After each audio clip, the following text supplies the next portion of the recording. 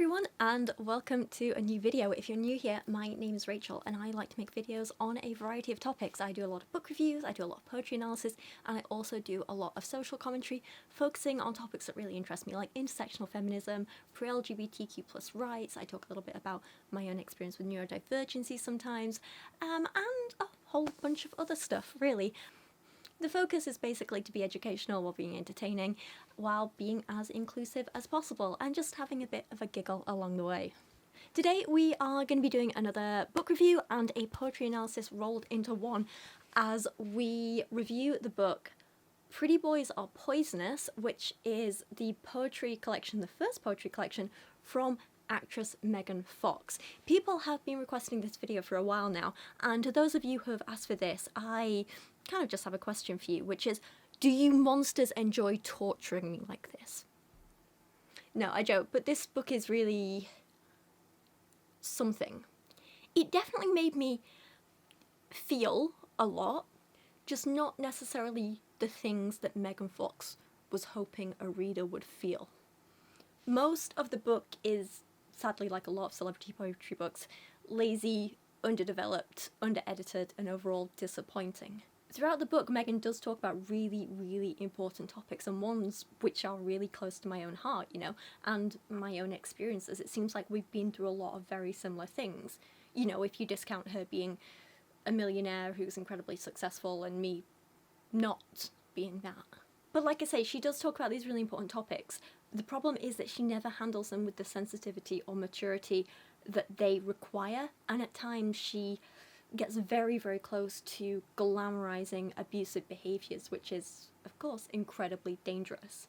Now, in general, I don't really know much about Megan Fox and who she is, outside of seeing her in a couple of films here and there, so I didn't have any preconceptions of her to cloud my judgment going into this. I just kind of took it all at face value and went from there. Very quickly though, I am very, very excited to share that this video is sponsored by a company that I've worked with a couple of times before and that I really, really love working with, and that is Balesa. And if you stick around, they are offering a really amazing giveaway to my subscribers as well, which I'm going to tell you all about in a second. If you see my videos before though, you will know that one of the things that I really, really value in all of my content is in encouraging people to feel confident in their sexuality, to explore it and to celebrate it without shame, and those are values that Balesa share as well. They are a bi-woman company for all things sexuality, and one of the big things they offer is a huge range of toys and products that can really help you get to know your own body and what you like in a way that is safe and fun. What's really lovely is that since they have been working with me, Balesa have sent me a whole bunch of their products to try out and test for myself. And one of the things I really love about them is no matter what you like, no matter what your body type is, Balesa have toys for you. And if you're not sure what you like, if you're just trying to figure it out, then they also offer toys that have like a range of different feelings and sensations and uses, so you can try it out for yourself and figure out what you like. For example, you might like to try something like the Air Vibe. This is so cute, I love this. With this little cutie, you have options for suction for clitoral stimulation, you have vibration for stimulation of basically any external genital, no matter what you have, and you also have this bit which can be used internally for penetration as well. If that's not your kind of thing and you just want to focus on the external stimulation, then this little guy, the Thump, is definitely the one that I recommend. Not only is the design super, super cute, but again, you have a range of feelings that you can get from this. You have vibration, you have suction, and then you have this little pulsating guy here, which offers a sensation unlike anything else on any other toy that I've seen. It's really, really unique and really, really lovely. All of their products are small, discreet, pretty, and they come in these adorable little cases, which are really, really great for storing them in when you're not using, because it keeps your toys clean and safe. They're really, really useful when you're traveling, because you literally just throw that in your suitcase and no one's gonna know what it is. It's great, it's discreet, love it. And also you can charge your toys in the cases via these little USB ports, which is really, really convenient. So if this is something you want to check out for yourself, make sure you check out my link in my video description, and it's down as a pinned comment as well, and you can be part of Balesa's huge giveaway. Everyone will win something, which is really, really cool. You might end up with a free toy, or you might end up with a gift card that you can use towards getting yourself something special. Either way, it's really, really brilliant, so please go check them out, grab yourself a treat, and let me know what you think. And thank you so much again to Balesa for sponsoring this video, because without them, videos like this and long-form content like this would not be possible, so Thank you so much. Now, let's jump back to Megan's book, and because I'm filming this late at night, we are going to treat ourselves to a little glass of wine. I feel like I haven't done this in a video in a really, really long time, so I'm going to enjoy it. This is a white wine. It's just called Venus Sol, this brand, and it's kind of like a white blend, I think. It's basically just a really nice, fresh, fruity, dry white wine. It's very drinkable, very nice, nothing too complex. I thoroughly enjoy it. So I figured, since we're going to be reviewing some poetry together, let's have a glass of wine, relax, just, yeah, let's do this. So the first thing we are going to do is have a look at the introduction that Megan wrote to this book, because it really does set the tone for what is to come in the rest of the collection. She writes, "Dear reader, all of my healers tell me that my throat chakra is blocked. In case you aren't familiar, the throat chakra is the energy center that is related to communication. Usually when someone's throat chakra is closed, it's because they are not able to identify their feelings and articulate them in a way that is aligned with their emotions and intentions." Well, she's lost me straight away, and we're going to need this wine, aren't we? I'm sorry, but the skeptic in me can just not get behind this idea of chakras and people charging money to have them healed or cleansed or opened or whatever else, you know, they say to scam you. I'm sorry if you're offended because you believe in that stuff, but I'm not going to apologise for believing that the people who want to cleanse your chakras are just scammers who are wanting your money and taking advantage of vulnerable people. I don't think it's okay. She goes on to write that my problem is that I deeply identify my feelings and have multitudinous ways of articulating them, but I'm not able to express them because when I do, it has made the men who have loved me feel intimidated, inadequate, insecure, and so I've spent all of my life making myself small so that others can feel confident. I have a saviour-martyr complex. I've always believed I'm meant to be a sacrificial lamb, a ransom for the soul of whichever beautiful, broken, self-absorbed idiot is currently hunting me down and draining me of my life force. I am at once jaded and naive. A hopeless romantic open wound of a human with a blisteringly sardonic sense of expression that I keep mostly repressed except for the rare red carpet moments or interviews when these observations kamikaze themselves from my mouth because I can't bear the weight of their artifice anymore.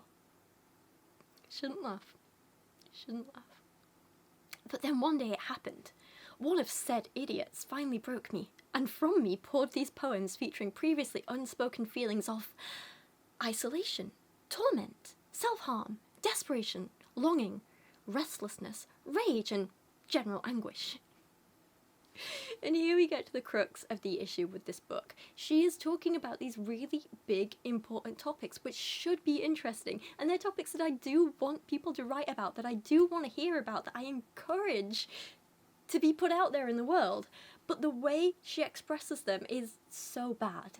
She is overly verbose, overly dramatic. It's very reminiscent of a teenager writing angsty poetry in their diary with a thesaurus open next to them, you know? As, like, I know I don't know Megan Fox or anything about her. I'm not, like, a fan or whatever. I just know she exists. But I can't help but feel that her describing herself as an open wound of a human with a blisteringly sardonic sense of expression just doesn't feel authentic. Poetry isn't just about using big words as much as you can, especially when there are a number of points through this book where she doesn't even use those big words correctly. We'll get to them. Oof. When I'm reading both a poetry book in general, but more specifically when I'm reading like an introduction to a poetry book or something like that, I want to relate to the person writing it. And because of these topics that Megan's talking about, more than ever, I want to relate to her. I want to feel for her. But this whole way she has of writing is so pretentious that I just can't. Just show us you're a real human. Tell us how you feel. Tell us why you wrote the book. Don't just sit there with a vocab app in one hand and a thesaurus in the other and tell us why you're smart. Try and tell us why you're smart. Just be real and genuine. That's what I want from book intros, you know? That's why I really loved and respected the intro to the second edition of Savannah Brown's first poetry book, because she showed so much maturity in that. She showed so much self-reflection. She was humble, yet deservedly self-confident. She was relatable and real, and she had none of this, well, when one of said idiots, blah, blah, blah, blah. You know, Savannah was just very authentic. Megan, not so much. I can't imagine a real human speaking like this, and if they did, I would be like, I'm leaving now. Goodbye. That said, she ends her introduction by saying, "This book is for anyone who has given much more than they received, or for anyone who struggles to believe they deserve to be heard. This book is also for me, because fuck, I deserve better." This I can get behind. The rest is just self-aggrandizing, overly wordy, faux intellectual nonsense. But this bit I like. That said, now that I've read the book and I'm reflecting on this introduction in light of everything I've read, I don't believe her. I don't think this book is for other people at all. I don't think she wrote this book with readers in mind. It's all for Megan in an attempt to make petty digs at her exes. So one of the big topics that she talks about repeatedly is domestic violence and intimate partner abuse, which is something that I myself have experienced and written about and made art about and made YouTube content about. However, I can't help but feel that the approach Megan takes to the topic in this book is immature and overall does more harm than good. She rarely talks about surviving or her healing. She never addresses her feelings with any emotional maturity. She doesn't write anything that would actually empower other survivors or make them feel less alone. Instead, she focuses on just angrily flinging insults at the people who hurt her in a really immature way, like bragging about how she's sleeping with someone else now, or, "Ooh, you had a small penis anyway." It's unnecessary and it's immature, and it really undermines the seriousness of issues like domestic violence. I feel like her aim was more to get the media and her fans to speculate of like, "Ooh, which celebrity is this poem about?" rather than, "Oh great, look, here's a woman speaking out about domestic violence, let's all talk about what impact that has on people and how to get people help and support," you know? So with that in mind, let's look at some specific poems. The first poem in this book really epitomizes what the whole collection is about. "I used to believe love was a poem. Now I know love is a killing spree. The indoctrination of a hopeless romantic." So right off the bat, she's doing that thing where someone just splits a generic vague sentiment into a couple of lines and calls it a poem. I've always said in my videos, you can't just add line breaks to a sentence and call yourself a poet. Like, I even have merch about that whole idea because it drives me crazy. The problem is we have no actual poetry going on here in this piece. No rhythm, no playing with structure, no interesting language, no imagery, no similes, no rhyme, no consonants or assonance, no repetition, no interesting way of playing with syntax or grammar, no personification, no anything. I could go on listing poetic techniques. None of them would be present here. Well, that's a lie. The idea that love was a poem and love is a killing spree are metaphors, but the problem is they're unoriginal, cliched, underdeveloped, and like they're not even vaguely related or connected, so they barely count. She's also overly reliant on this idea that a poem needs a punchline, and so she puts all her poem titles at the end as though this somehow like summarizes or explains the poem, like it'll add new meaning to it or whatever, which can work really well in poetry. You know, when a title adds a new dimension to an already brilliant poem, that is a great thing. But in this case, and in the case of most of the poems in this book, the poem kind of relies on the title to create any kind of meaning, and even then, once you've got the title in there adding meaning, it's kind of weak and unoriginal and underdeveloped. You know, it's a bit of a shame. Oh god, I feel so harsh. Like, this does feel really harsh to say. It really, really does. And I feel like this in a lot of my bad poetry reviews. I feel like I'm being too harsh, especially when I hear them back later. I'm like, god, I'm a horrible person. Why am I saying this? But at the same time, I'm like, well, what else is there really to say? I love praising a good poem, and I know how hard it is to write something that is even mediocre. I'm an amateur poet myself, and I still have a hell of a long way to go before I'm even halfway decent, but really, what is there to praise in this work from Megan Fox? It's not like she's put any real time or effort into it, so you can't even say, well, at least she tried, because I don't think she did. So, like, I can't even praise her on a personal level and say, well, it's emotionally mature and self-aware, or whatever, because it's not. Like I say, it reads like something that an angsty teenager would write after she's just been dumped. And this is why I've been putting off making this video for so long, even though so many people have been asking for it, because people want me to review the poems, but then when I do, I feel like a huge bitch, because they're terrible, and I don't know what else I can say other than that they're terrible. I can't just make up good stuff about it, because then that would be lying. I guess if I have to think of one really, really positive thing about this book to praise her for, it's that I have to say well done to Megan Fox for managing to earn so much money from something which clearly took less than 30 seconds of work or forethought, because that's not something many of us can do. If I put 30 seconds of thought into something, I wouldn't even make a penny off it. Let's move on to the next poem. This one is called Effed Up Fairy Tales. Prettiest boy, full of sadness and mischief, your words are winsome and diaphanous, like the rain that momentarily collects on flower petals. My heart stretches eager to encapsulate your wounds. Let me heal you. Violent boy, full of rage and insecurities.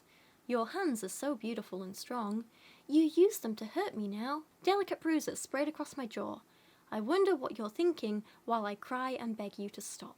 So it really bothers me to be critical of poems like this which have such an important subject matter and ones which I personally relate to. But, as I've said before and will say again, just because someone makes art about a serious topic, that doesn't make it good art. So for those of you who weren't around at the time when it was happening and don't really know the story, I too am a survivor of domestic violence and intimate partner abuse, so I know how important it is to be able to write about your experiences. I know how healing that can be, and I know how much it can help others to be able to understand you through your poetry or see your own experiences reflected back in the poetry of others. That can be a really, really powerful thing. So please don't get me wrong, I think the message of this poem is a really, really important one. It's about how a person can appear beautiful and charming and even vulnerable, and you might go into a relationship thinking, sure, he's got some issues, but I can fix him. But that doesn't mean he won't hurt you and he isn't a violent man under all that beauty and charm. While the message is important, the poem itself, on a fundamental level, is bad. Like, it's poorly written. Let's look at the structure as an example. Megan has two stanzas which each open in a similar-ish kind of way. Both open with a descriptor of a boy. Also, notice her use of the word boy here. She does it throughout the book. Always a boy, never a man. It's interesting. I feel like maybe the whole boy thing is indicative of her juvenile mindset. Or maybe she's trying to make him seem less threatening, less intimidating. Maybe it symbolises her own naivety going into things. I don't know. She's trying to have like one stanza about how he seems great on the surface and like he needs her help, and then the second stanza kind of turns it on its head by showing how even pretty vulnerable men can be violent and dangerous and how we'll never really understand them. I wish she'd used the same structure in both stanzas, keeping, you know, similar line lengths, maybe use the same rhyme schemes or the same rhythms throughout each stanza. That way you're creating a more obvious contrast and showing how the same actions can be interpreted in very different ways once you know more about the person. You could have used the structure to convey that message, but she chose not to, which is annoying. I also wish she'd done a better job with those first two lines of each stanza. Prettiest boy, violent boy. Again, I want more consistency here, more repetition of form to really amplify these contrasts. Use either pretty boy and violent boy, or, you know, so you've got the same number of syllables and the same type of adjective being used, or go with prettiest boy and then something like most violent boy or angriest boy or something like that. So again, same number of syllables and same, what is it, they qualify? I don't know. You know what I'm trying to say. You know, the kind of adjective. Words. Grammar is not my strong point in terms of like knowing the words for grammar stuff. I'm tired. I also am really bothered by like the lines like, your words are winsome and diaphanous, because it's so out of place with the rest of the poem. The flowery language here does not fit at all with the tone of the rest of the poem. The rest of the poem uses really basic common words like rain, bruise, petals. And then you have winsome and diaphanous, and it doesn't fit. It doesn't flow. It feels out of place and wrong. It strikes me as someone who has literally just opened a thesaurus and looked through the words, flicked through until they found one that sounded fancy enough to be in a poem, which is a big, blatant misunderstanding of what poetry is and what makes a poem good. I'm a big, big believer that in poetry we should always think really carefully about our word choices, and sometimes this might mean using a more uncommon or fancy word if that fits with what we're trying to say. Other times we might pick a more basic word. What's important is that we think about why we're choosing this word specifically. Do we want this thing to be big, or do we want it to be huge? Do we want it to be tall, or do we want it to be broad? What kind of big do we want? Do we want it gigantic, enormous, gargantuan? Or do we just want it quite big? All of them mean big, but all of them to different degrees. We have to think specifically, what does this word mean? How does it sound? How does it flow with the rest of the poem? Does it suit your voice or the voice of the poem's narrator? What are the connotations of the word? Do you need a word which rhymes with another part of the poem? Is this word associated with any other works or literature or art that you're alluding to? Do you want to use this word because you want to make use of its very, very specific definition, or are you just trying to sound smart by using big words? Because if it's the latter, please don't do that. Think about your audience as well. Who is going to be reading this, and what kind of vocab are they going to be used to? What kind of words will they know? Do you want to speak to them on a level that they get, like, straight off the bat? Or do you want to give them something that's going to kind of push them and make them kind of, like, look up these words and learn a bit more and explore further? Think about who your reader or listener is. The problem with Megan's use of vocab in not only this poem but in most of her poetry is that she sounds like a teenager trying to fit some vocab words into a school assignment rather than actually thoughtfully picking the right words for her poems.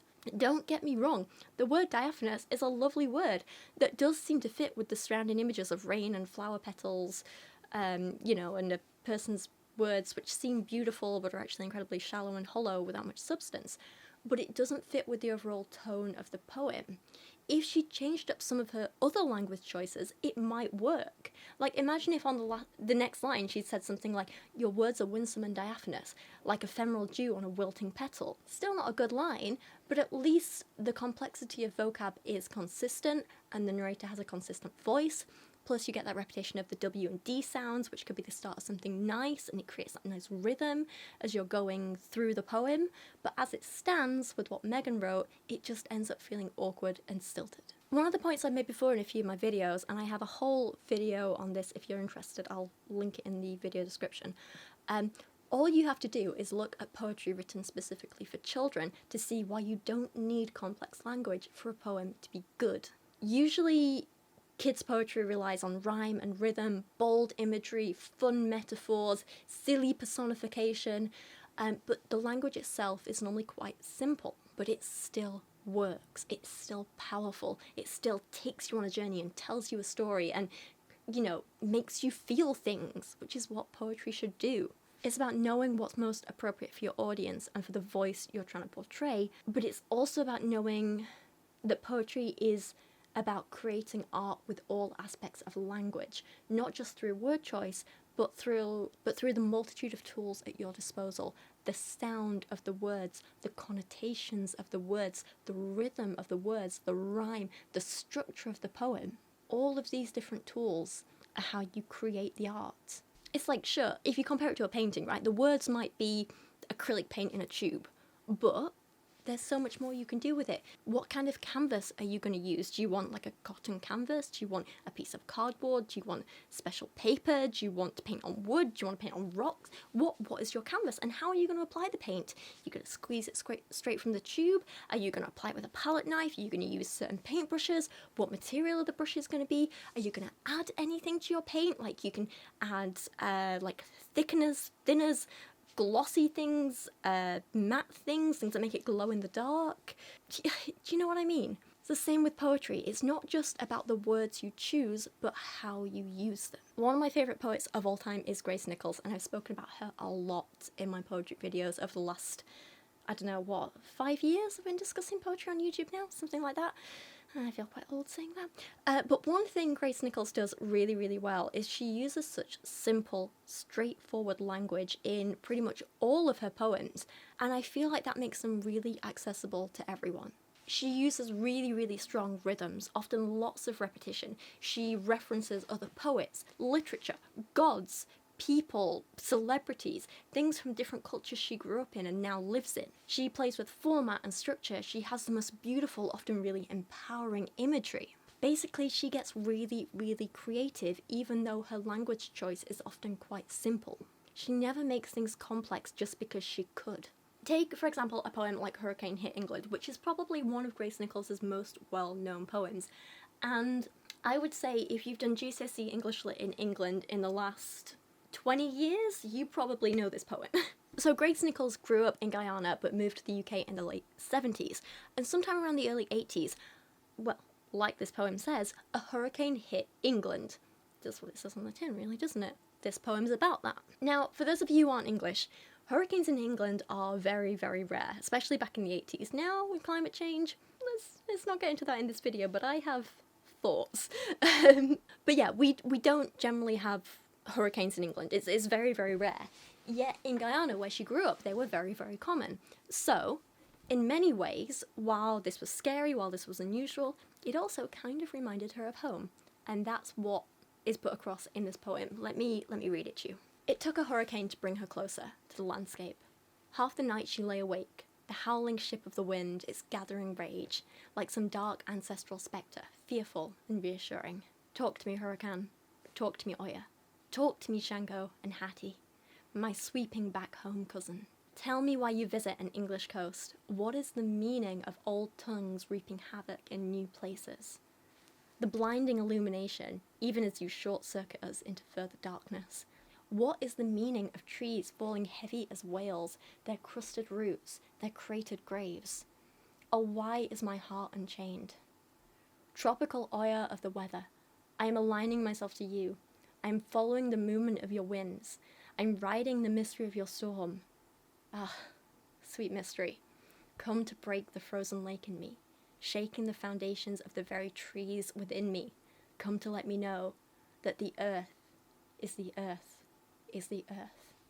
So while this hurricane starts off as a shocking, surprising experience, it reminds our poem's narrator of home.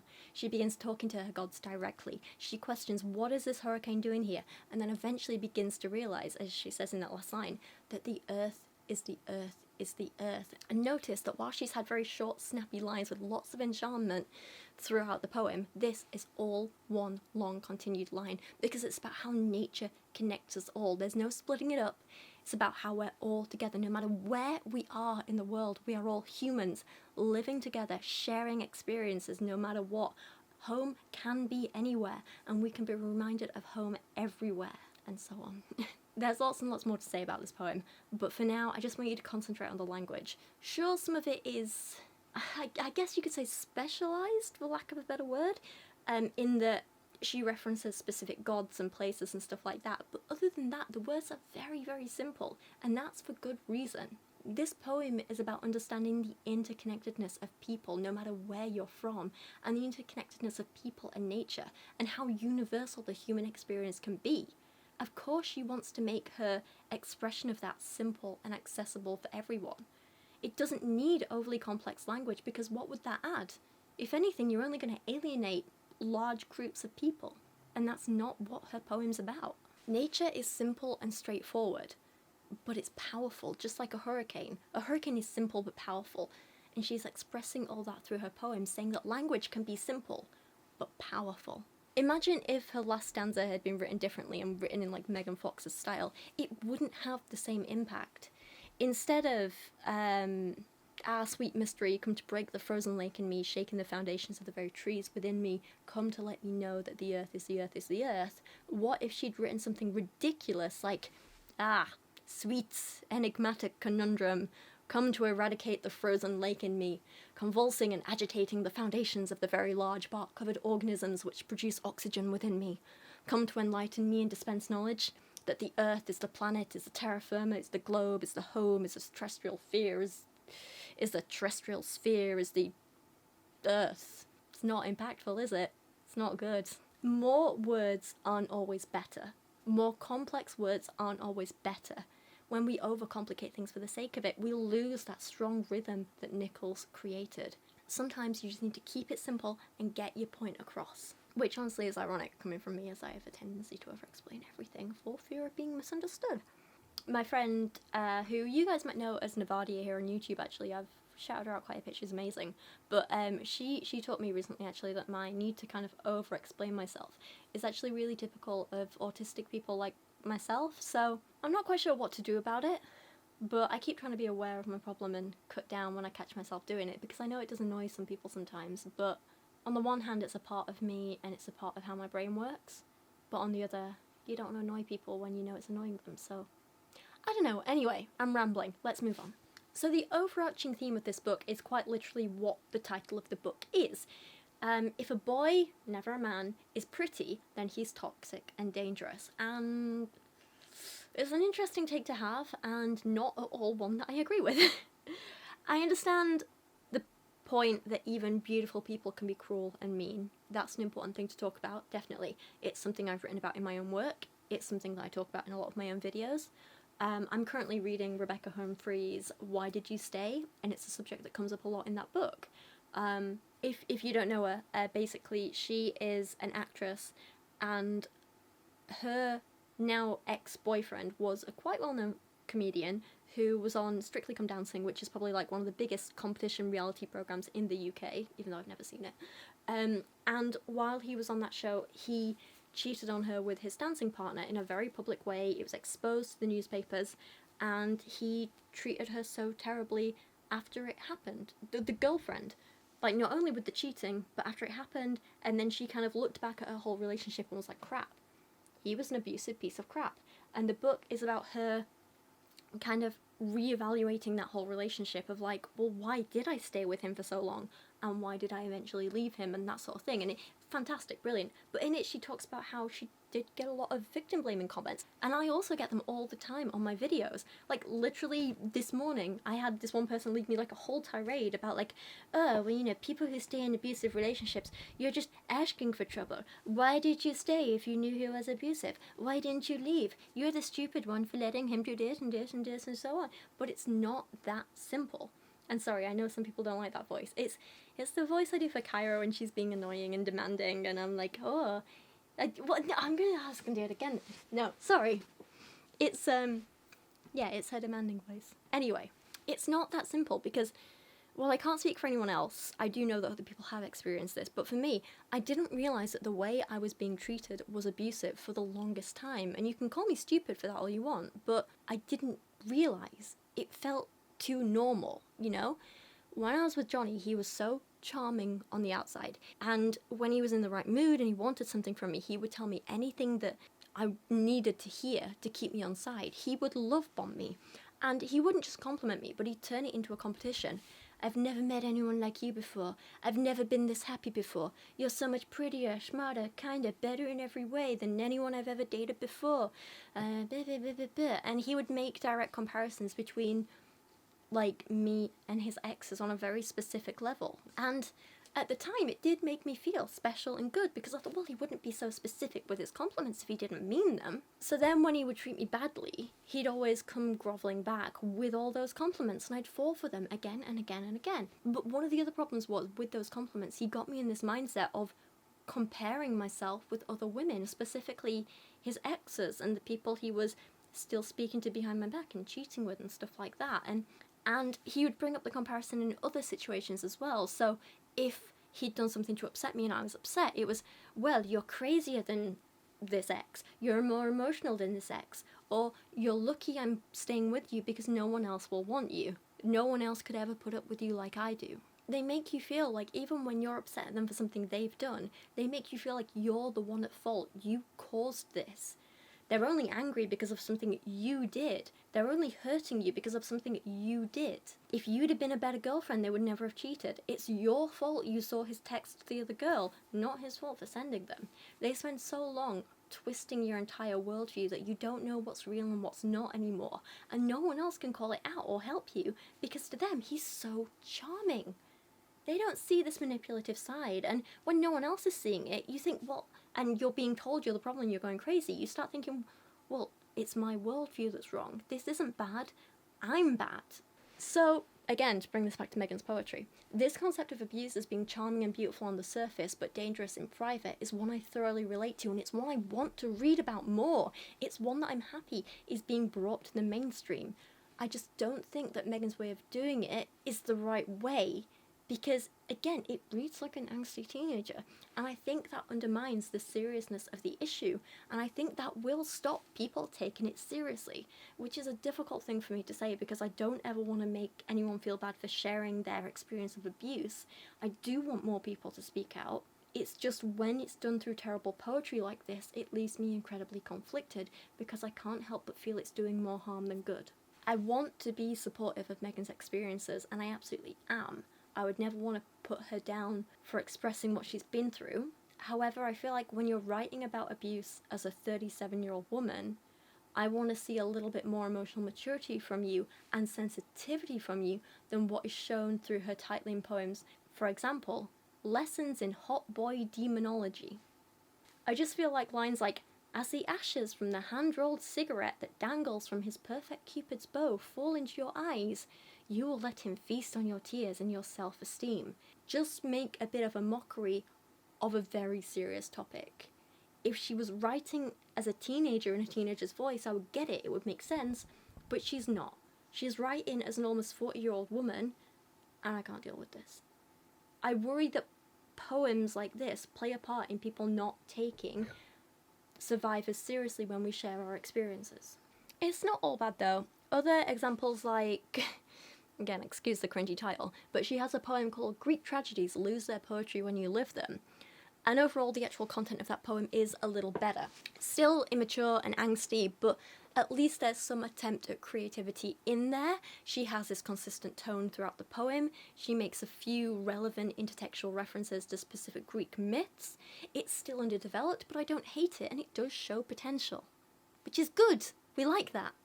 Another poet I've referenced a lot in the past is Ann Duffy. Her collection, The World's Wife, is one that, again, I've spoken about at length on this channel. It's one that has been a big influence to me and my own writing style, and it's a wonderful example of how you can use references to mythology, fairy tales, literature, historic figures, and so on, and use their stories as allegories to create some really meaningful and creative pieces of art. And Duffy's not the only one who's done it. Nikita Gill does it a lot, and she's fantastic. Sylvia Plath did it a lot. If you haven't read it already, I'd really recommend her poem Medusa. Even Shakespeare did it a lot.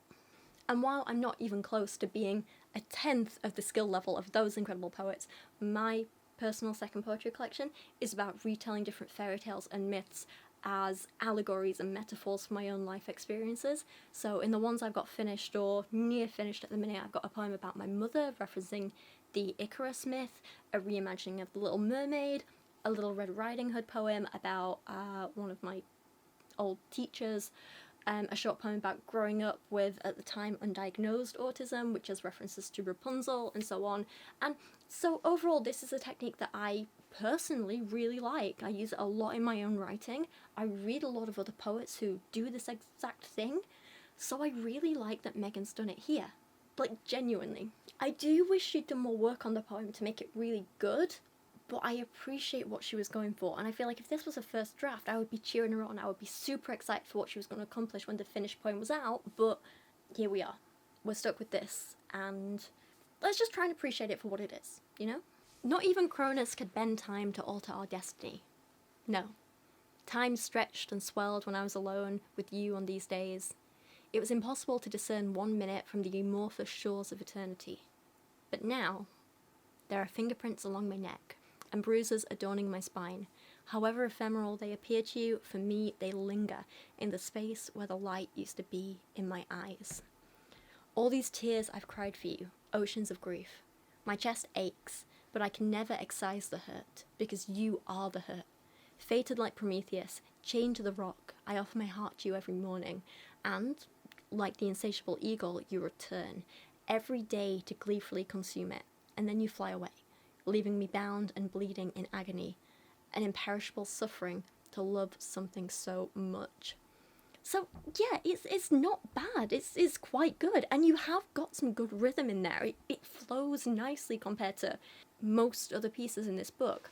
There's a few things I wish she'd done, like I wish she'd explored the relationship between Cronus and Prometheus in her work a bit more, and made it a little more relevant, because at the minute she's just referencing two Greek myths, but not really connecting them at all. It's like you've got one, you've got the other. Where's the connection? That's what I want. It feels very much like a surface level understanding of mythology of, well, Cronus could do time stuff, and Prometheus was chained to a rock, and there you go. Myths. I want to know specifically why she chose to feature these two figures and no one else. Give us like a little hint of that, please. Like, if you look into mythology and stuff like that, Prometheus sided with Zeus against his father Cronus. That would have been an interesting dynamic to bring in here. Let's have some, at least vague allusion to taking sides, family fights,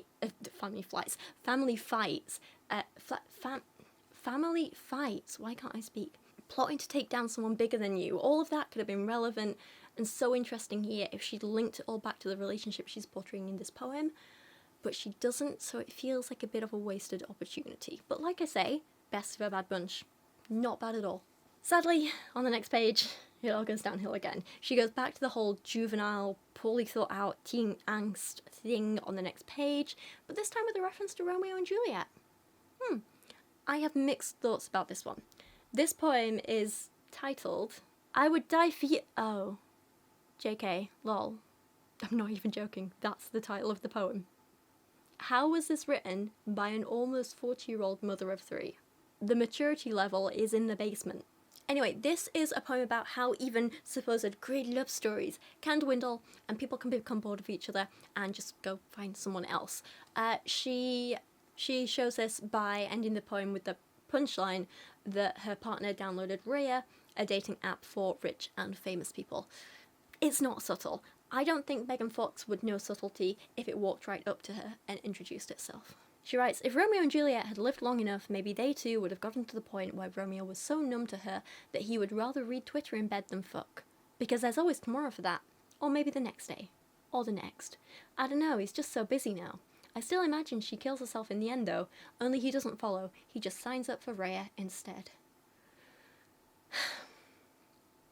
I'm getting more wine. Seriously, 50 minutes into filming, I'm already on the second glass. Now, I can't tell if her use of Romeo and Juliet as a reference here is clever or not, because I don't have faith in her understanding of Romeo and Juliet. Oh my god, that sounds horrible. So a lot of people think Romeo and Juliet is like this great love story, that they're one another's true loves, soulmates. It's a tragedy that they die and don't get to be together and blah blah blah blah blah. But it's not. It's not a love story. It's a play about lust. It's a play specifically about teen lust.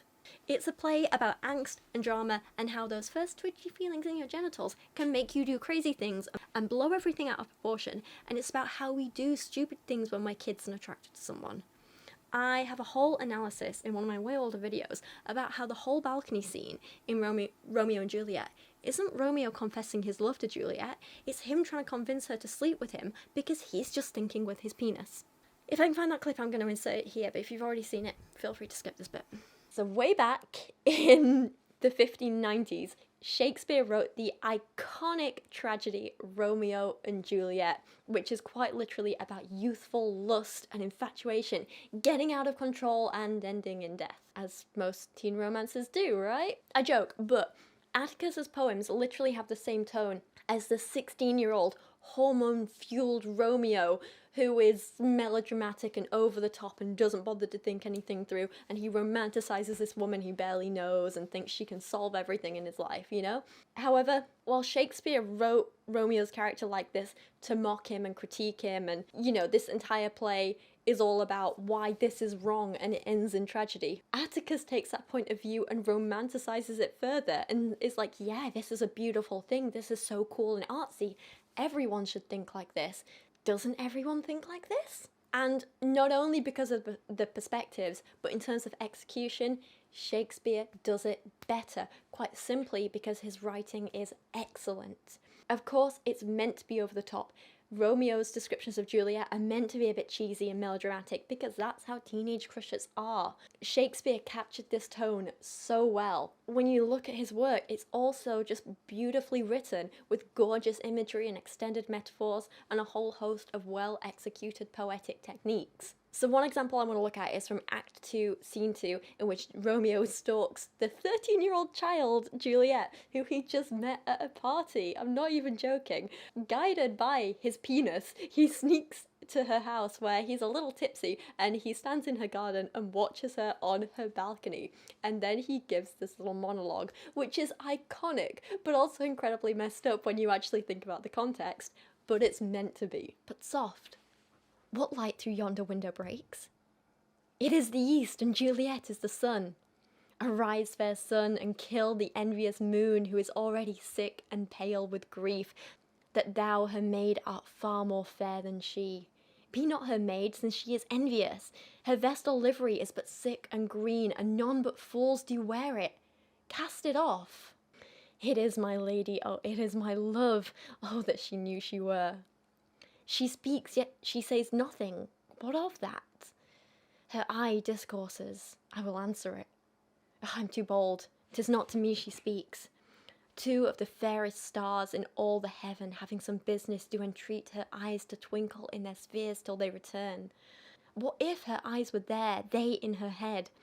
The brightness of her cheek would shame those stars, as daylight doth a lamp. Her eyes in heaven would through the airy region stream so bright, that birds would sing and think it were not night. See how she leans her cheek upon her hand. Oh, that I were that glove upon that hand, that I might touch that cheek.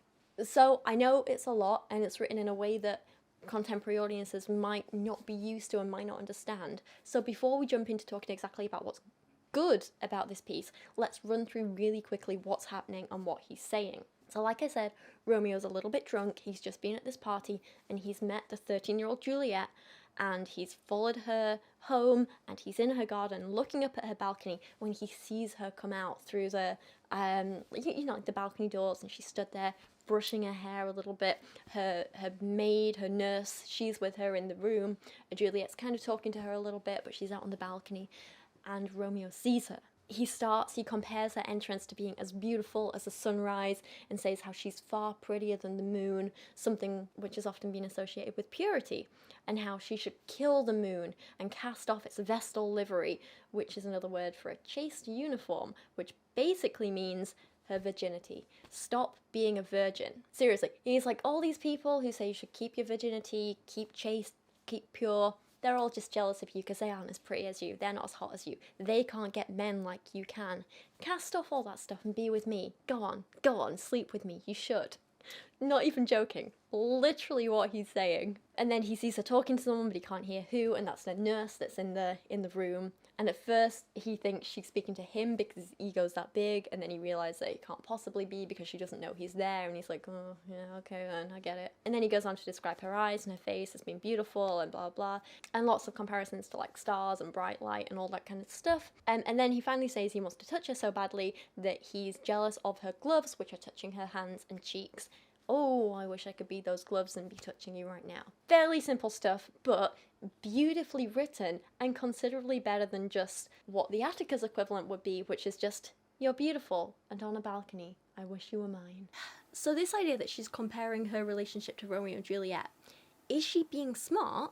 Because she's like, see, we had this relationship built purely on sexual attraction and lust and acting like impulsive teenagers, but no other substance, and now that's dwindled, we're left with nothing, which would be great, and I would commend her for that.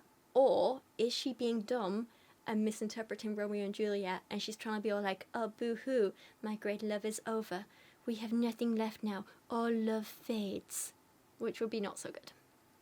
I'm going to give her the benefit of the doubt and go with the first one though and say this is a poem about how sexual attraction alone isn't enough in a relationship.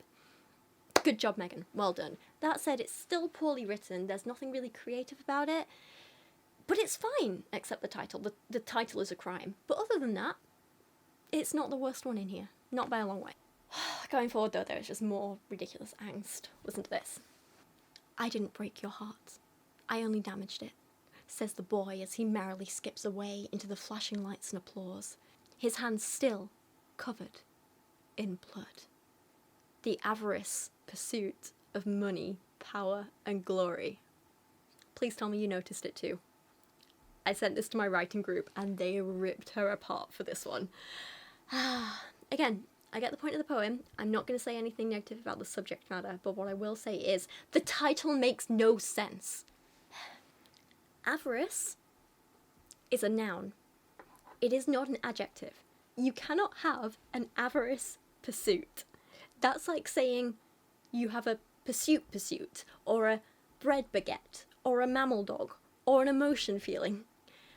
Avarice is not an adjective. She might have meant avaricious, hard to say, but how did our editors not catch this?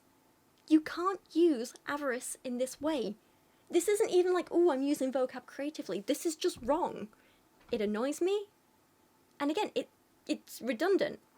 Like, in terms of the whole context, she's saying the extreme greed of money and possessions, pursuit of money, power, and glory. Bread baguette. It's like she just opened a thesaurus and used words without understanding their meaning. I could forgive it. in a 12-year-old doing their homework, or a 16-year-old pursuing a hobby and, trying to learn some new vocab. But not in a 37-year-old woman who should have had a whole team behind her editing this book. Let's read some more poems.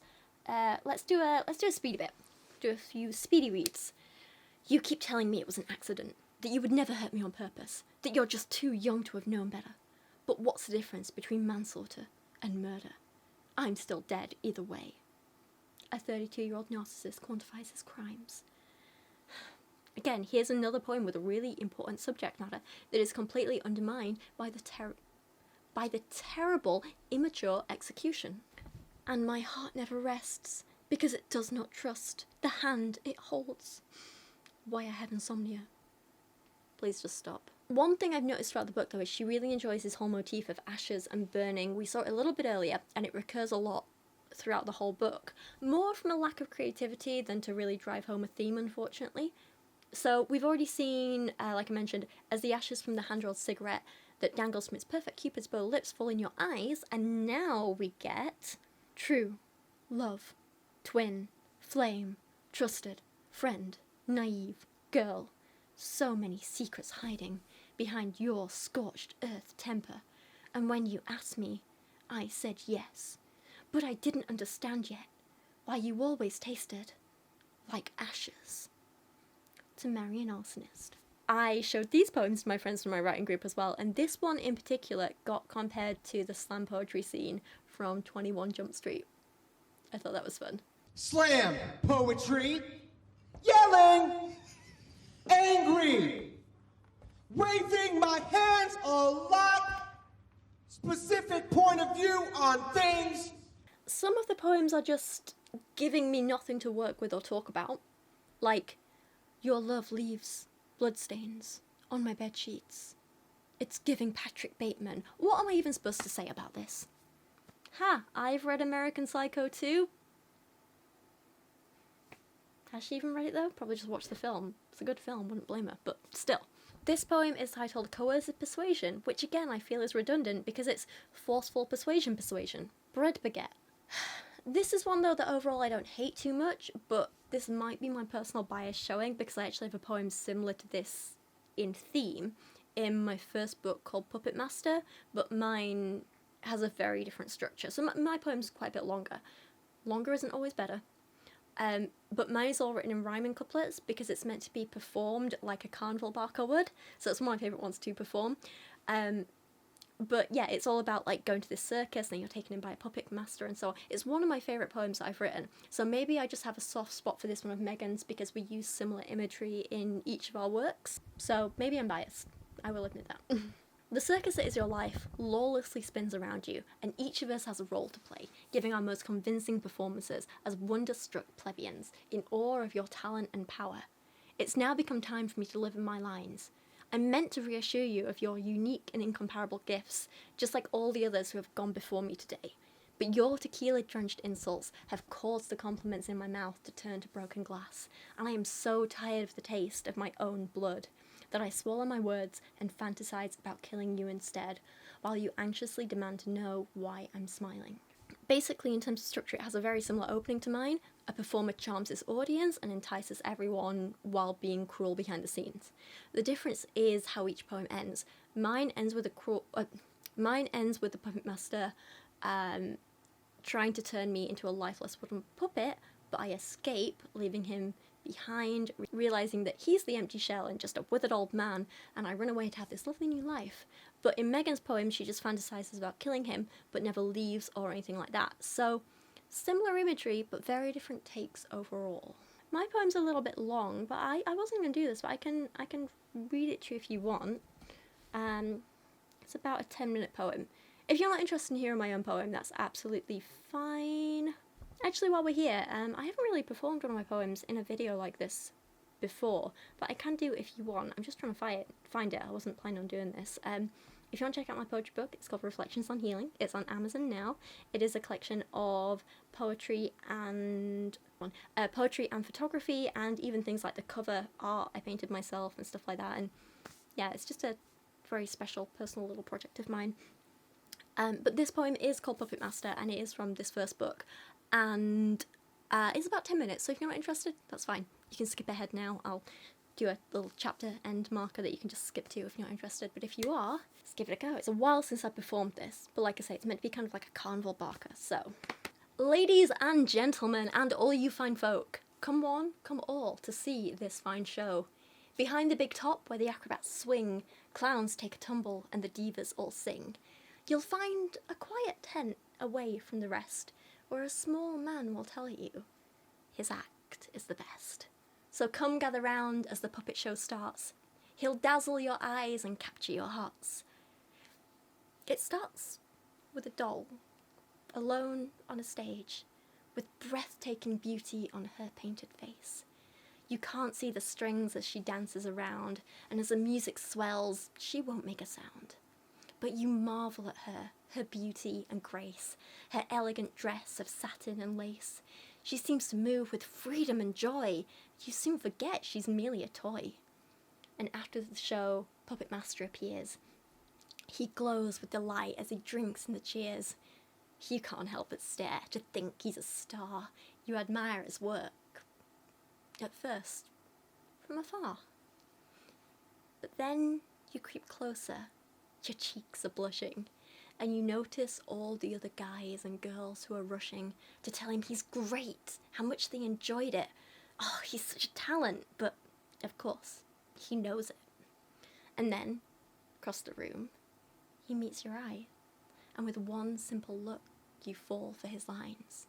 Around you the crowd thins and grows quieter. Everything dims as his spotlight grows brighter.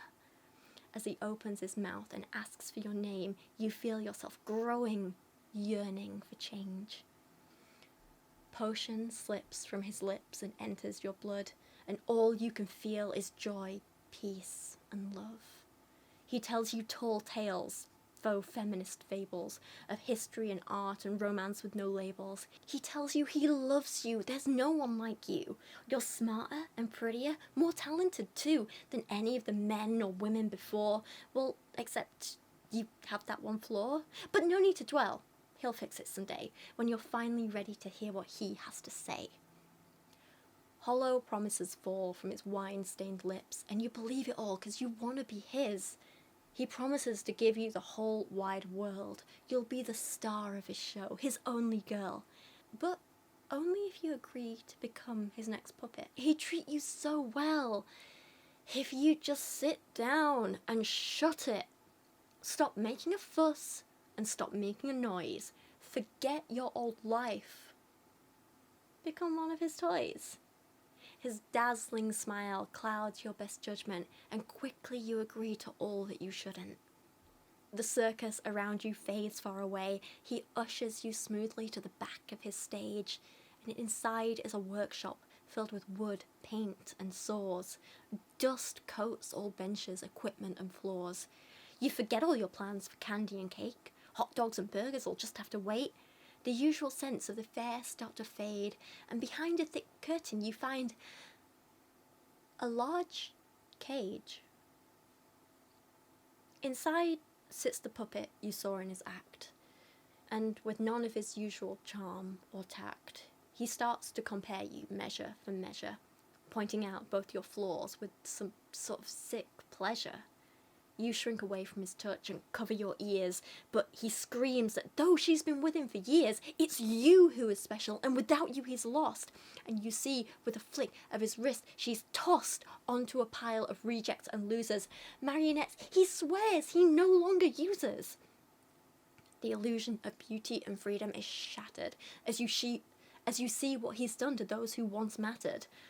Hundreds of puppets lay in a heap with broken limbs, split lips, and wounds that run deep. Up close, you see cracks and splinters and chips, and that is when Puppet Master flips. With the swiftest of movements, he grabs for your wrists, sweeps you around, and goes in for a kiss. When he tells you you're different, he'd not treat you the same. You're wary, but start to believe all his claims. You're lost in the moment, light-headed and giddy, so much that you don't see the strings he has hidden. He loops it around your arms, legs, and head and begs you to hush. Be compliant instead. You almost don't notice the knots he's weaving, holding you down to stop you from leaving. And soon you become the star of his show. He drags you on strings about the stage to and fro. He makes you pose, jump, dance as a new audience files into the stands. And to them, he's charming, attentive and loving. They don't see your pain from the wires he's tugging. They don't see the bruises which litter your limbs, or the hours he loses to wine, whiskey and gin. You spend days begging for scraps of attention, till he parades you around and gives you direction, never letting you have a moment of peace. You're walking a tightrope and kept on a leash. And if you dare to say you think you might leave, he showers you with compliments until you believe that he really needs you. You're special, remember? He'd never really hurt you, or at least he didn't intend to. So you tell him you love him, because now you know you're nothing without him and his show. And peace is restored, at least for the moment, until he gets angry and says that you owe him. Look at all he's done. This is for you. He's sacrificed so much. If only you knew. But you're just a puppet. You're too stupid to get it, and a true artist like him won't let you forget it.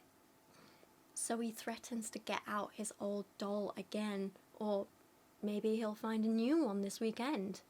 Either way, you must know, you are replaceable. He spits at you with malice. It's unmistakable. And so the months pass in tumultuous glamour, with glitter and arts masking his anger, in front of the crowds who don't see what happens after the show when his temper darkens. And slowly you find yourself fading away. Your flesh starts to harden, your voice slips away. Your joints become stiffer, your bones turn to wood. And when he strikes you now, there's no tears or blood. And you know it's only a matter of time before he tells you again, you stepped out of line. And this time the bruises won't heal or fade. You'll splinter and crack and be thrown away. But instead of resigning yourself to this fate, one day you fight back before it's too late. You shake off your shell and find flesh underneath. Break open your mouth to eat, speak, and breathe. And with your tongue sharp as Sheffield steel, you slice through his strings and begin to heal. A new woman emerges from that broken old shell, and though you know you've been through hell, your new skin is glowing with power and strength, and your new eyes take in the man and his tent. Where once you admired his beauty and skills, now you can see him with none of his frills. He is a withered old man, lonely and sad, who drinks too much wine whether he feels good or bad. He's hollow and broken, grasping for attention, prancing around on stage with shameless pretension. And without one last glance, you run from the circus, leave that old fool with no friends or purpose. And while you alone will live your life to the fullest, remember, what is a puppet master without any puppets? Oh, it's a while since I've done that. Surprisingly emotional. Okay. So the point is very different. Very, very different. But similar imagery, similar themes, similar... all of that. Yeah. But thank you for listening, if you listened to that whole thing. Not all my poems are that long. That is the longest. That is, but I like a good narrative poem. I like telling a story, and I felt like that back and forth was important, because that's what an abusive relationship is like. You start to doubt, and then he pulls you back, and then you think this is amazing, and then you're thrown in, and then you're upset all over again. And anyway, back to Megan's poem. There are parts of her poem that I like. I like the imagery of the circus that is your life lawlessly spins around you. I like that. I think that's great. I do like the imagery of tequila-drenched insults have caused the compliments in my mouth to turn to broken glass. That's really visceral. I like that a lot. I think that's great. See, I feel like there's so much she could have done with this, and she does have potential, she does have skill. It's just a shame she never develops it or uses it, you know? I just want a little more showing and a lot less telling. Those last lines of fantasizing about killing you instead while you anxiously demand to know why I'm smiling. Show me that. Don't just tell me it's happening, give me a little more ambiguity, leave more open to the reader's interpretation. Show me the actions and let me interpret it for myself, you know? I also wish she'd played around with form a little bit more, so as you heard in my poem, I wanted to mimic a carnival barker, so I used rhyming couplets, and the entire poem has this quite fun, jaunty rhythm to it to juxtapose the serious subject matter. It's meant to make you uncomfortable because it's meant to make you uncomfortable because it's an uncomfortable topic. But in Megan's poem, she's talking about a musician, so I wish she'd used that to influence her structure a little bit. Play around with rhyme and rhythm a bit more. Give us lines that flow smoothly and mimic the rhythm of a song, or at least try and play around and almost like give it a melody, you know what I mean? I'm not saying write a song, but I am saying let that influence the structure of your poem. Or if she didn't want to do that, she could have used more musical imagery or musical terminology to link it all back together. I don't know, I just want a bit more from this. Again, this feels like a first draft more than anything. It has potential. The thing is, this poem where I'm at least seeing some potential is immediately followed by this stupid nonsense. You've been fighting me for 3 hours like we're in a game of Mortal Kombat. I start daydreaming of the look on your face when I tell you his dick was so much bigger than yours.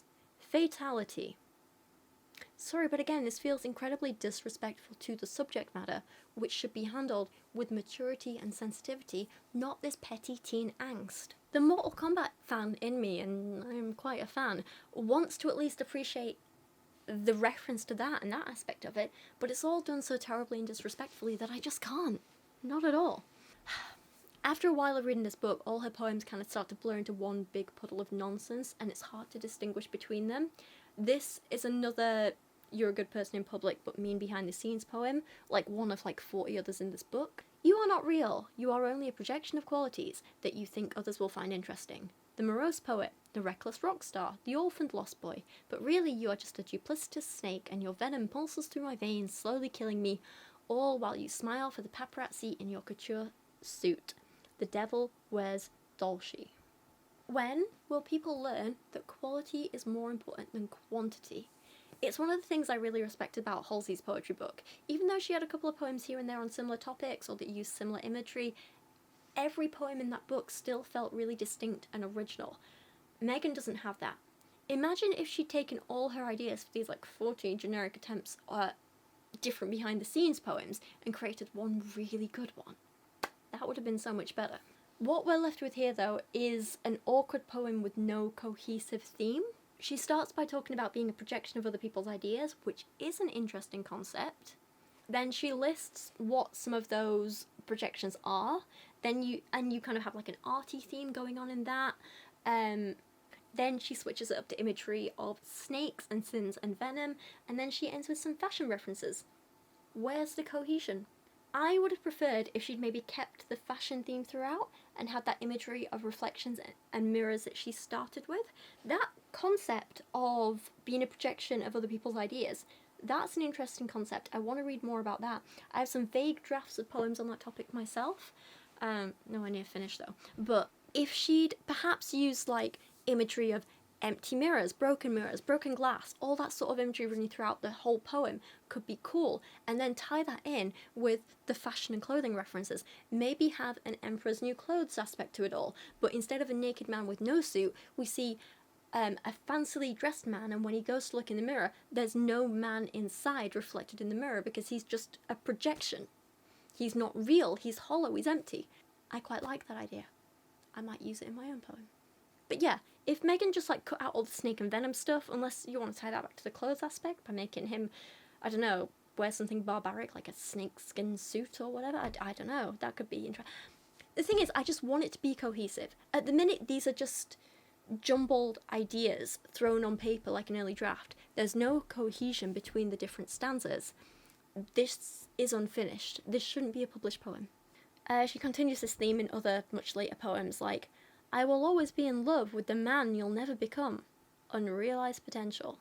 But again, I don't think this is a full poem. This is like a summary of the idea that was in the last poem. This isn't a poem in its own right.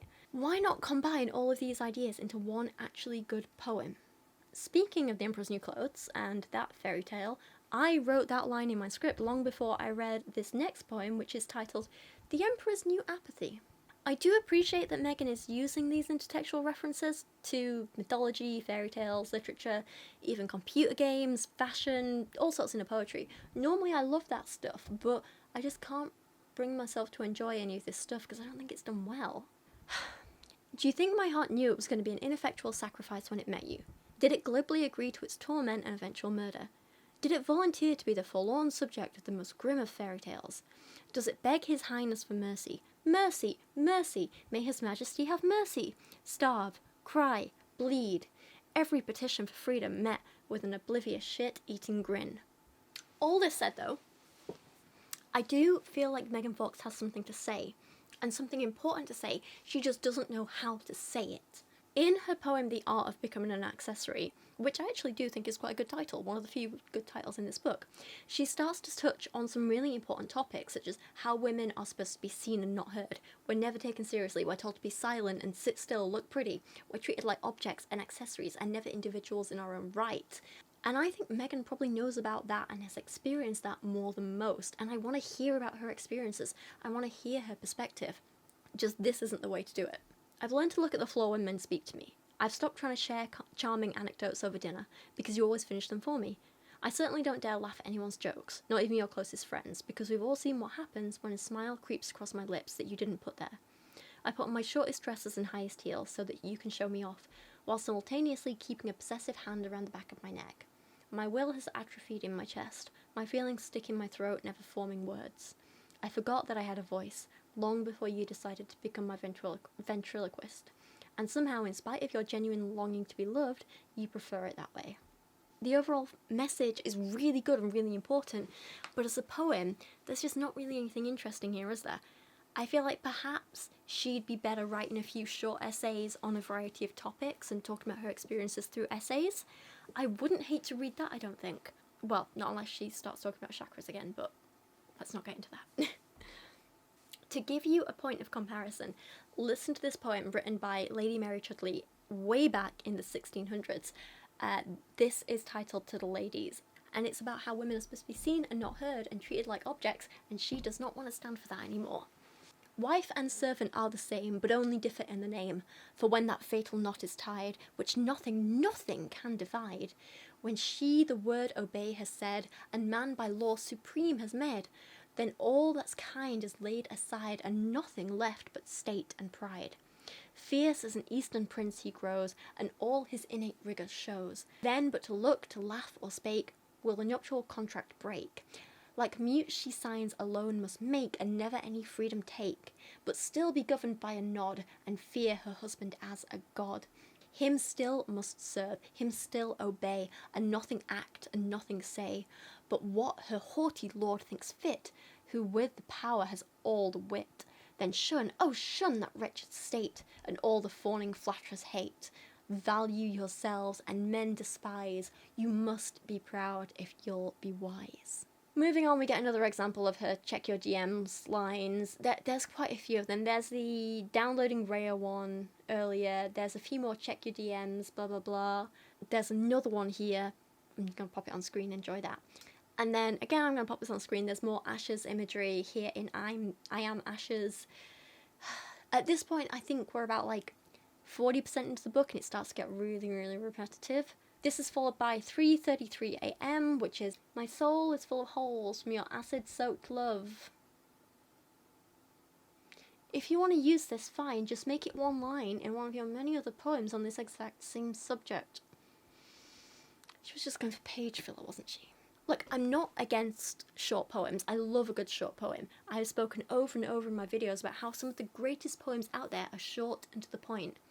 Ann Duffy's Mrs. Darwin, Langston Hughes' So Tired Blues, basically any of Edward Lear's limericks, Strickland Gillian's Lines on the Antiquity of Microbes or Fleas, Margaret Atwood's You Fit Into Me. Like, I could go on. There's so many short to the point poems that are genius. Point is, a good poem doesn't need to be long, but it still needs to have substance. It needs to be short for a reason. Like any good poem, it needs to use its form for a purpose, and that purpose needs to be more than, well, this is all I could be bothered to write right now. Or, this is all that could fit into an Instagram caption. You know? I've always liked serpents. Maybe the apple was actually a cock. Maybe Eve wanted it because Adam was too busy, self-absorbed, and distracted to fuck her. Maybe the original sin was a man taking a woman for granted. How is it my job to read this stuff?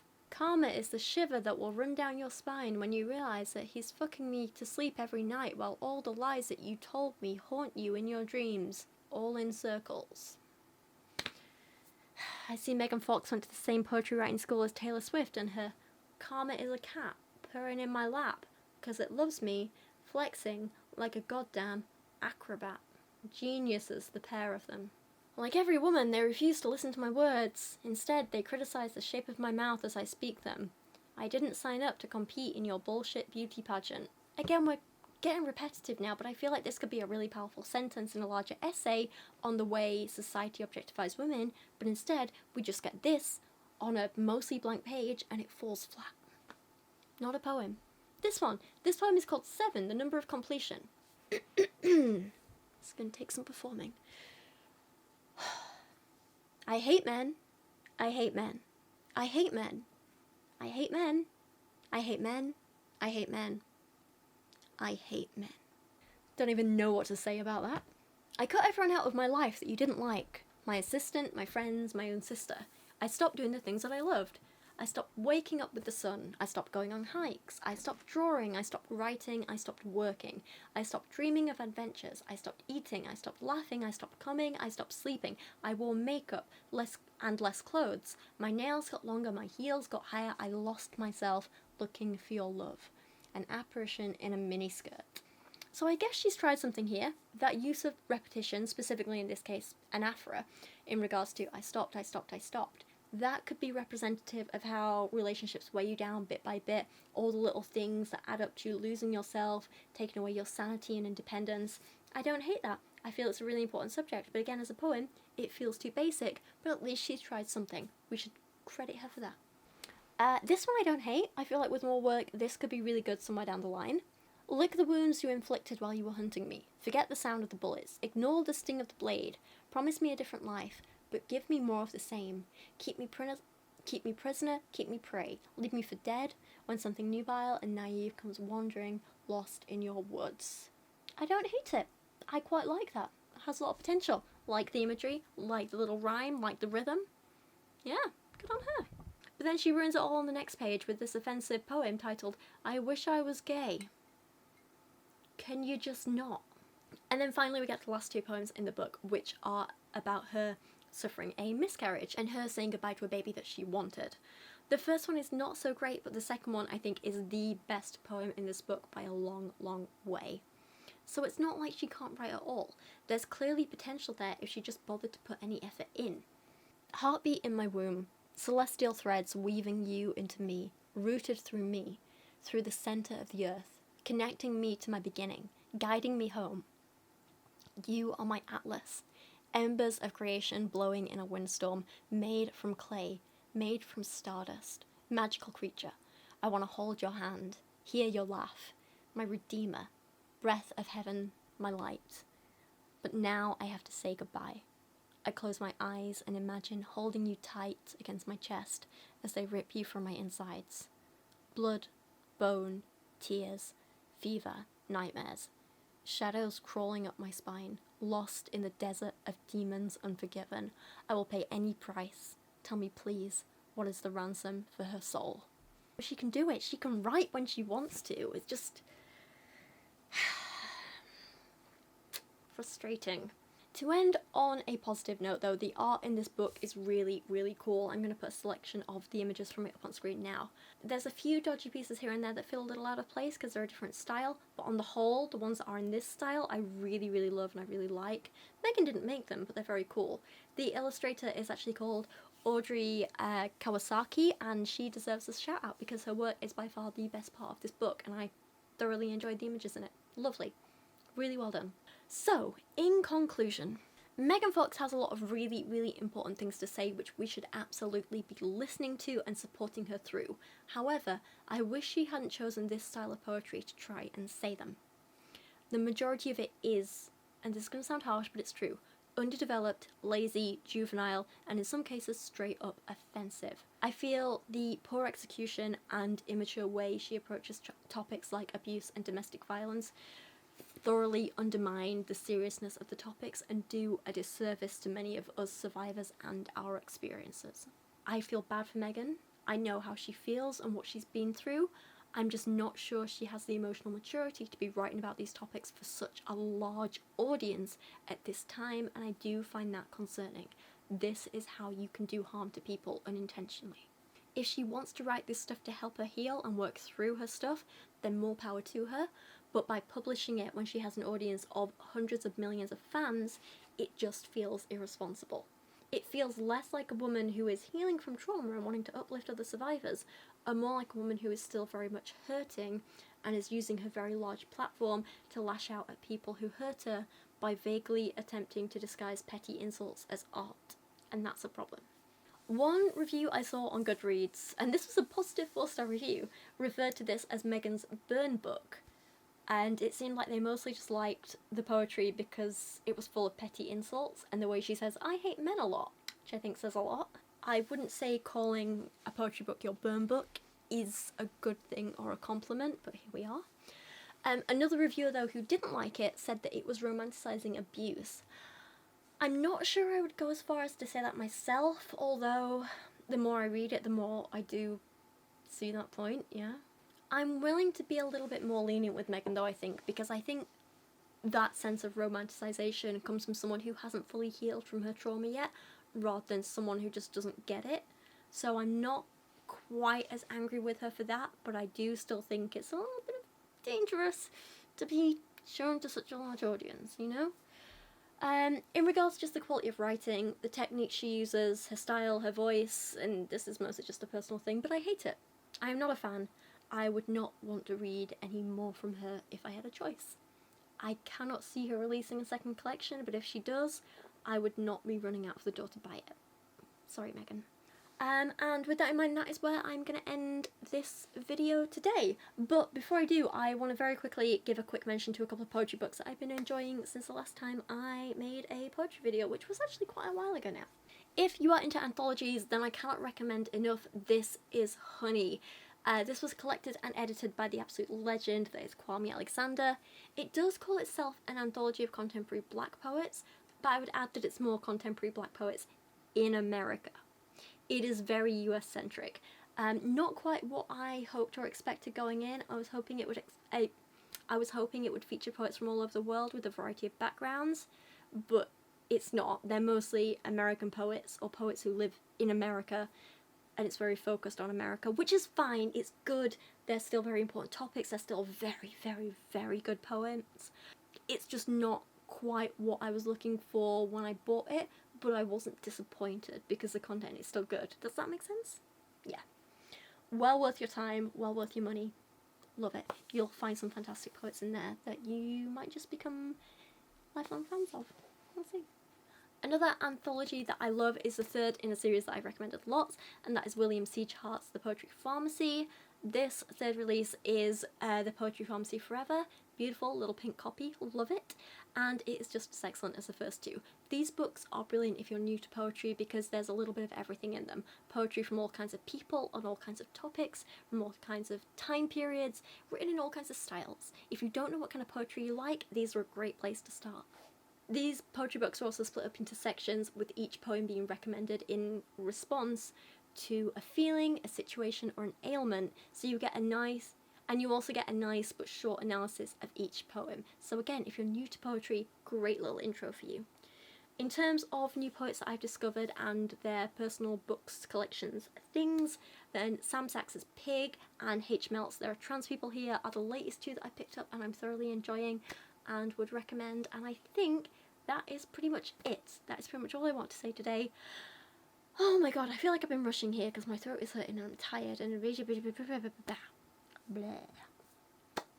Okay, as always, if you're interested, I will leave a list of books I've referenced or recommended and all that good stuff down in the video description, so you can check those out if you want. Once again, thank you so much to Blesser for sponsoring this video. Please go join in with their giveaway using the link in my video description. I'll pop it as a pinned comment as well. But for now, thank you for watching today, and I'm just going to roll my usual outro. I'm just going to jump in here now with a little bit of self-promote-y pre-recorded nonsense because I always forget to do this. So if you did like this video, then please don't forget to leave a like or leave a comment, or both, because it really helps with getting more people to watch my videos. Feel free to share it around on social media if that's something you would like to do. And if you're new here, it would be absolutely wonderful if you would subscribe, or if you've been around a while, maybe just check you're still subscribed. That would be really great. Thank you. If you do want to see more of me, I do have a second channel where I post little vloggy bits, some little art bits, some makeup videos, just some little me ranting type bits, and also clips of some of my longer videos, so you can go check that out if you want. I also have a personal Instagram account, which is mostly me just posting my photography, my dog, my art, my friends, fun stuff like that. And if you'd like to support my channel, you can do that via either Patreon, where at the higher tiers you can get exclusive stickers and prints designed by me every 3 months, or you can go check out my merch, where I'm adding new designs all the time. My most recent one is this really fun Colleen Hoover t-shirt, which is like, I survived Colleen Hoover and all I got was this stupid t-shirt. I love this design, it's so fun and it makes me giggle every time I wear it. I'm also at the minute putting together some Colleen Hoover bingo cards for you that you'll be able to download free off my website, which is quite fun. So the next time we do a Colleen Hoover video, you can download one of the cards, play along, and check off the Colleen Hoover tropes as we go. It's gonna be really fun. If you want to check out my website and keep an eye for when they're available, it's just racheloates.uk. There's also a bunch of my photography on there, my art, some little rambling posts about makeup, some book recommendations, a little bit of everything. And just go have a look around if it takes your fancy. But anyway, if you have made it this far, thank you so much for watching today. I appreciate you so much, and hopefully I will see you again very soon. Bye.